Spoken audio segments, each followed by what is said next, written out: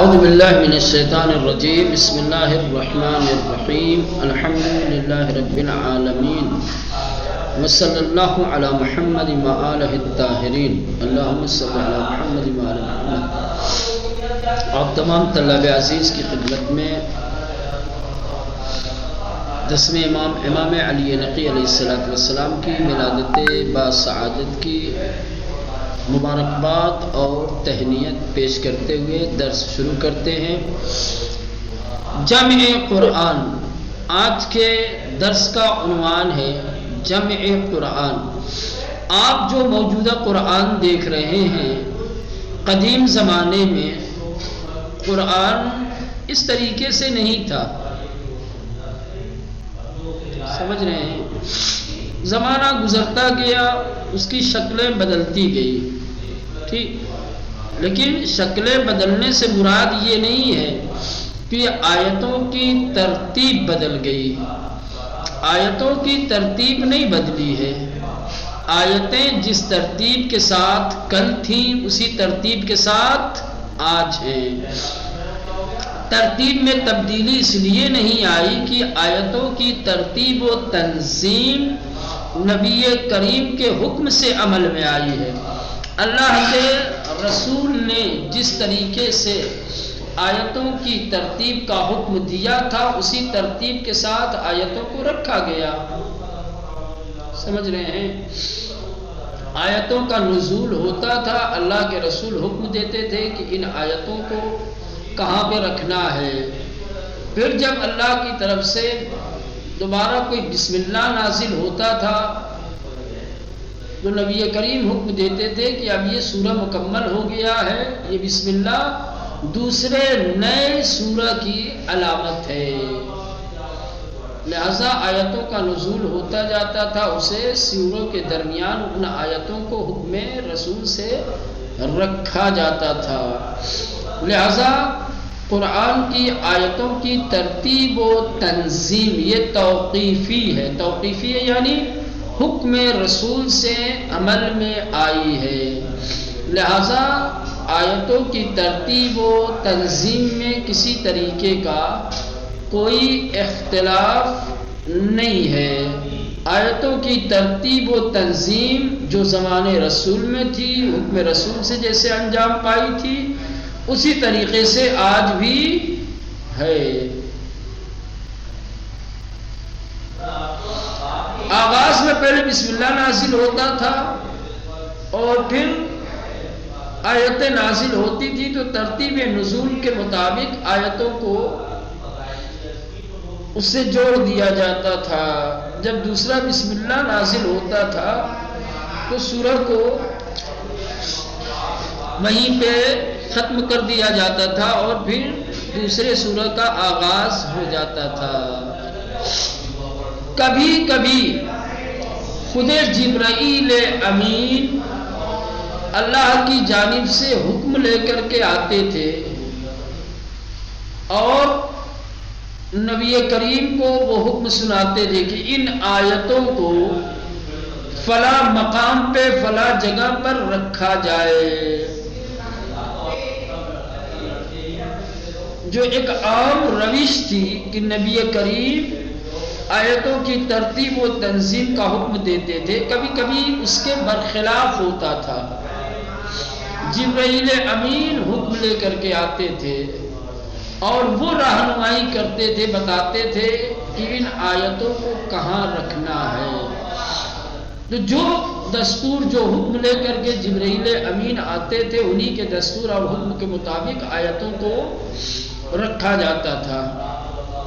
جہاں جس مقام پر جس جگہ پر آیتوں کے رکھنے کا حکم ہوتا تھا نبی کریم آیتوں کو وہاں پر رکھواتے تھے، وہاں ثبت کروا دیتے تھے۔ مثلا سورہ بقرہ کی آیت نمبر 281 وَاتَّقُوا يَوْمًا تُرْجَعُونَ فِيهِ إِلَى اللَّهِ ثُمَّ تُوَفَّى كُلُّ نَفْسٍ مَا كَسَبَتْ وَهُمْ لَا يُظْلَمُونَ۔ ڈرو اس دن سے جب تم سب خدا کی بارگاہ میں پلٹائے جاؤ گے، اور پھر ہر نفس کو اس کے عمل کا پورا پورا صلہ دیا جائے گا اور ان پر ہرگز ظلم نہیں کیا جائے گا۔ یہ سورہ بقرہ کی آیت نمبر 281 ہے۔ کہا جاتا ہے کہ یہ آیت کریمہ نبی کریم پر نازل ہونے والی آخری آیات میں سے ہے۔ اس آیت کا تعلق ان آیتوں میں سے ہے کہ جو آیتیں نبی کریم کی زندگی میں آخر میں نازل ہوئی ہیں، نبی کریم کے آخر حیات میں یا نزول آیات میں، یہ آخری آیات ہے جو خدا کی طرف سے نازل ہوئی ہے۔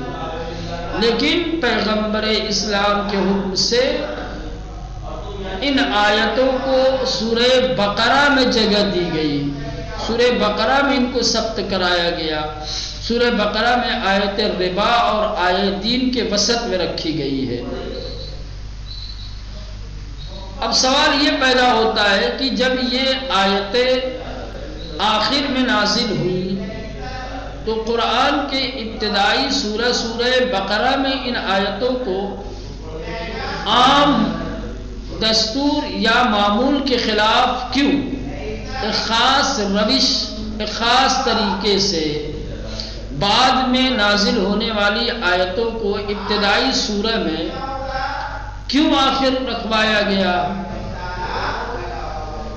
کہ یہ جبرائیل امین کی طرف سے حکم تھا۔ جبرائیل امین چونکہ اس طریقے کا حکم لے کر آئے تھے اور یہ دستور تھا کہ ان آیتوں کو سورہ بقرہ کی فلاں مقام پر فلاں جگہ پر ثبت کیا جائے، تو جبرائیل امین کے دستور پر عمل کرتے ہوئے اللہ کے رسول نے بھی یہ دستور دیا۔ وَإِلَّا عام طور سے معمول یہی تھا کہ آیتوں کا نزول ہوتا تھا، اللہ کے نبی ان آیتوں کی جگہ بتاتے تھے کہ کس آیت کو کہاں پر رکھنا ہے، اور آیتوں کی ترتیب و تنظیم اس طریقے سے حکم پیغمبر اسلام سے انجام پا رہا تھا۔ یہ جو عمل ہے حکم نبی کریم سے آیتوں کو ترتیب اور تنظیم دیا جانا، اس کو کہتے ہیں توقیفی اصطلاحاً۔ اگر یہ سوال کیا جائے کہ آیتوں کی ترتیب و تنظیم کیسی ہے تو کہا جائے گا توقیفی ہے۔ کیا مطلب توقیفی ہے؟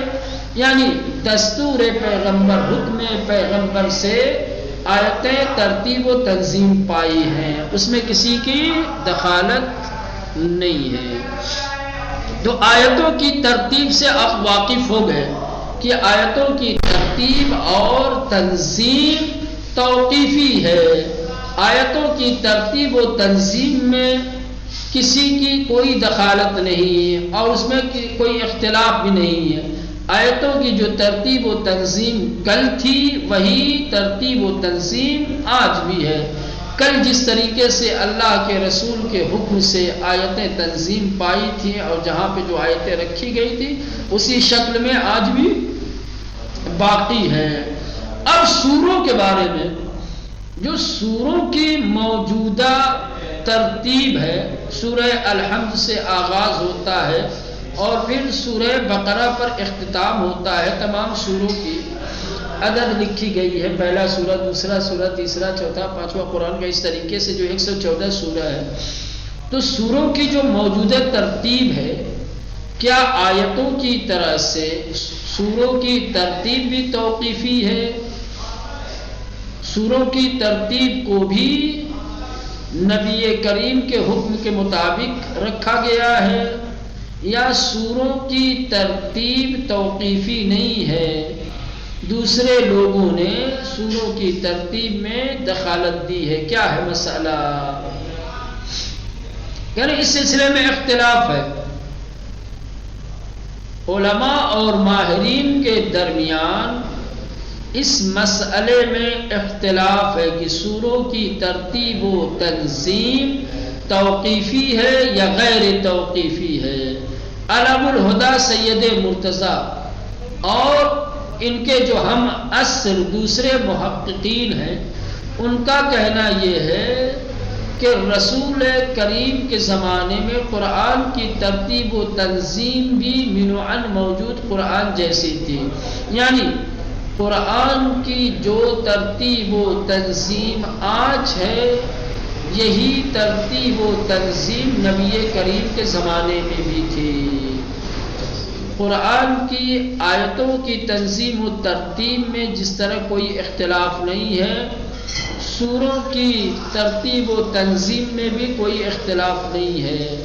کل نبی کے زمانے میں سوروں کی ترتیب و تنظیم وہی تھی جو آج ہے۔ کیوں آخر ایسا کہا، یہ نظریہ پیش کیا؟ کہا کہ اس کی وجہ یہ ہے کہ قرآن مجید کی ترتیب و تنظیم جیسے اہم مسئلے کو نبی کریم اپنے بعد والوں کے ذمے نہیں چھوڑ سکتے۔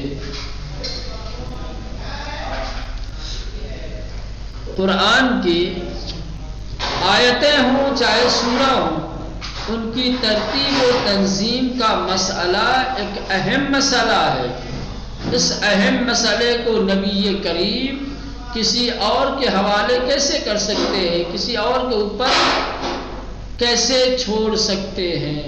جیسا کہتے ہیں کہ اللہ کے نبی نے اپنی حیات اور اپنی زندگی میں آیتوں اور سوروں دونوں کو ترتیب و تنظیم دے دیا تھا، یا یوں کہا جائے نبی کریم کے زمانے میں حکم پیغمبر سے تمام آیتوں اور سوروں کی ترتیب و تنظیم دے دی گئی تھی۔ لیکن مؤرخین اس بات پر مصر ہیں، وہ اس بات کا اصرار کرتے ہیں اور تاکید کرتے ہیں کہ سوروں کی ترتیب اور جمعآوری وفات پیغمبر کے بعد انجام پائی ہے۔ نبی کریم کے زمانے میں سوروں کی ترتیب و تنظیم نہیں تھی۔ جب نبی کریم کی وفات ہو گئی اور خلافت کا چوتھا دور حضرت علی علیہ السلام کا جب زمانہ آیا ہے، تو اس وقت سوروں کی ترتیب و تنظیم انجام پائی ہے۔ یا یوں کہا جائے سب سے پہلے حضرت علی علیہ السلام اور دوسرے صحابہ نے اس عمل کو انجام دیا ہے کہ وفات پیغمبر کے بعد سوروں کو ترتیب اور تنظیم دیا ہے۔ نبی کریم کے بعد قرآن کریم کی جمعآوری ہوئی، یہ تو مسلمات میں سے ہے، یہ تاریخی حقیقت ہے، اس کا کوئی انکار نہیں کیا جا سکتا۔ نبی کریم کے زمانے میں قرآن موجودہ شکل میں نہیں تھا، یعنی پراگندہ تھا، ایک کتاب کی شکل میں نہیں تھا۔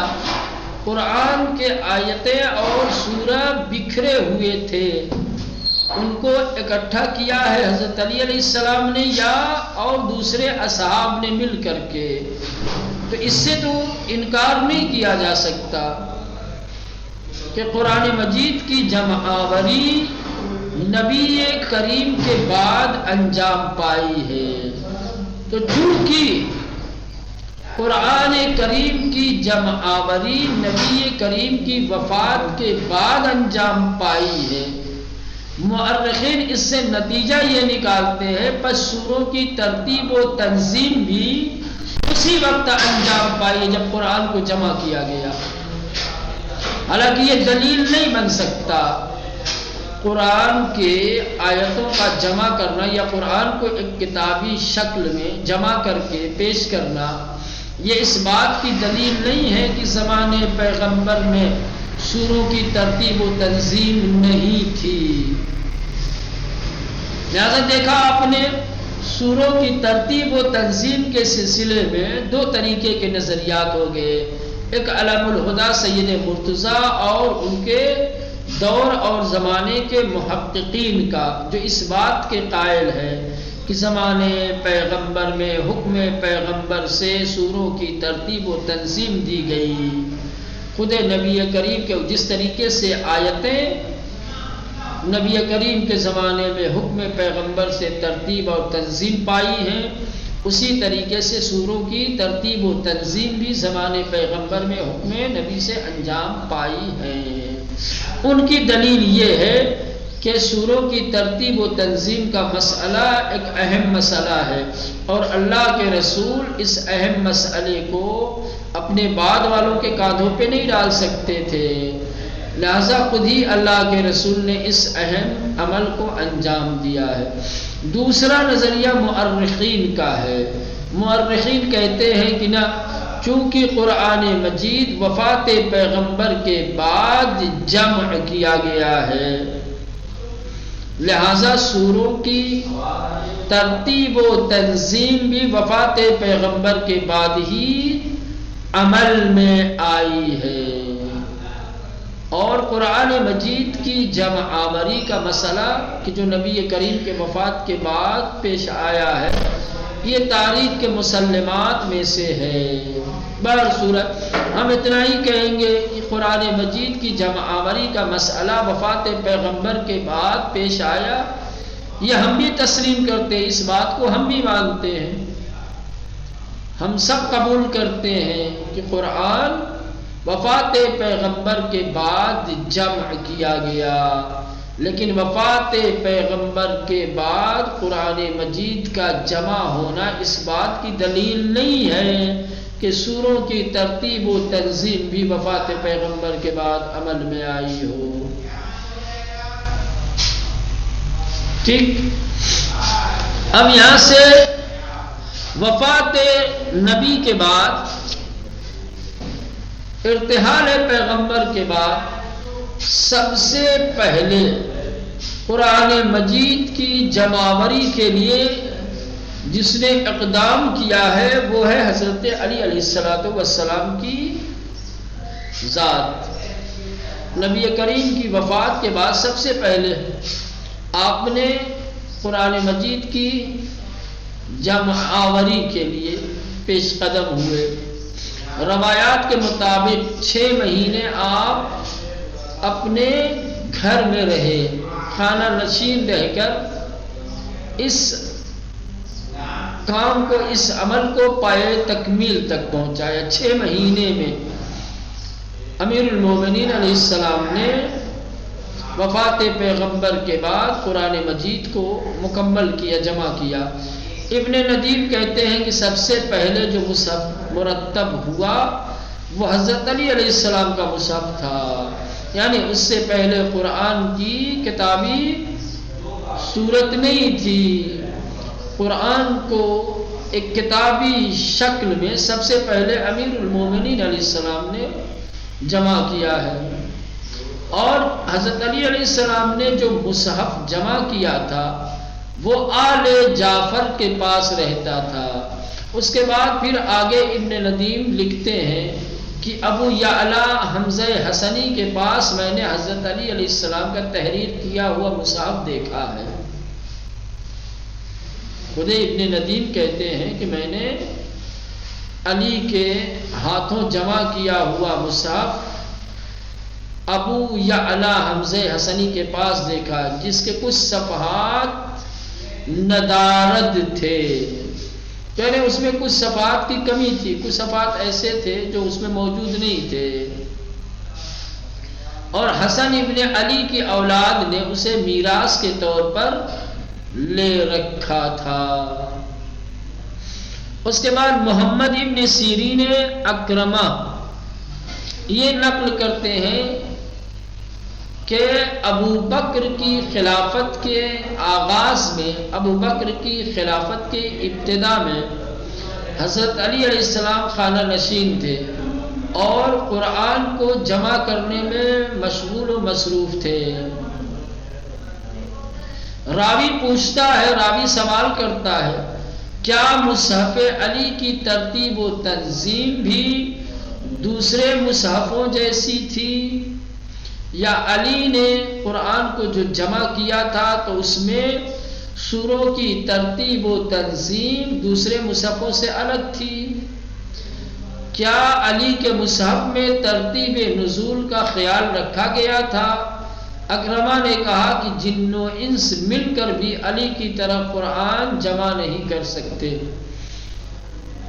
جس دقت کے ساتھ، جس ترتیب و تنظیم کے ساتھ علی نے قرآن جمع کیا ہے، تمام جن و انس مل کر بھی اس طریقے سے مصحف کو جمع کرنا چاہے تو نہیں کر سکتے۔ اس کے بعد ابن سیرین کہتے ہیں میں نے اس مصحف کو حاصل کرنے کی جتنی کوششیں کی سب ناکام رہے۔ یعنی ابن سیرین نے بڑی کوشش کی کہ علی کے ہاتھوں جمع کردہ قرآن مجھے مل جائے، لیکن تمام کوششوں کے باوجود ناکام رہے۔ اس کے بعد ابن جزی کلبی یہ کہتے ہیں کہ اگر مصحف علی دستیاب ہو جاتا تو بہر صورت وہ علم کا ذخیرہ اور خزانہ ہوتا۔ یعنی مصحف علی علم کا ذخیرہ تھا، علم کا خزانہ تھا۔ اگر مصحف علی لوگوں کے پاس ہوتا تو آج قرآن کے ترجمے میں، تفاسیر میں، شان نزول میں، اسباب نزول میں، معنی اور مفاہیم میں جو اختلافات پائے جا رہے ہیں ان میں سے کچھ بھی نہ ہوتا، چونکہ امیر المومنین علیہ السلام نے جو قرآن جمع کیا تھا اس میں یہ تمام چیزیں، آیتوں کے معنی اور مفاہیم، ان کا شان نزول، ترتیب نزول، مصداق کیا ہے، کہاں نازل ہوئی، یہ ساری چیزیں اس میں بیان کر دی تھی۔ اب چونکہ بات مصحف علی کی آ گئی ہے، اور جیسا کہ آپ لوگ جانتے ہیں امیر المومنین علیہ السلام نے جہاں مصحف کو جمع کیا تو وہیں دوسرے اصحاب نے بھی اس عمل کو انجام دیا تھا۔ تو سوال یہ کھڑا ہوتا ہے کہ حضرت علی علیہ السلام نے جو مصحف جمع کیا اور دوسرے اصحاب نے جو مصحف جمع کیا ان میں فرق کیا تھا؟ حضرت علی علیہ السلام کے جمع کردہ مصحف کے کیا امتیازات اور کیا خصوصیات تھے، یہ کل دیکھیں انشاءاللہ۔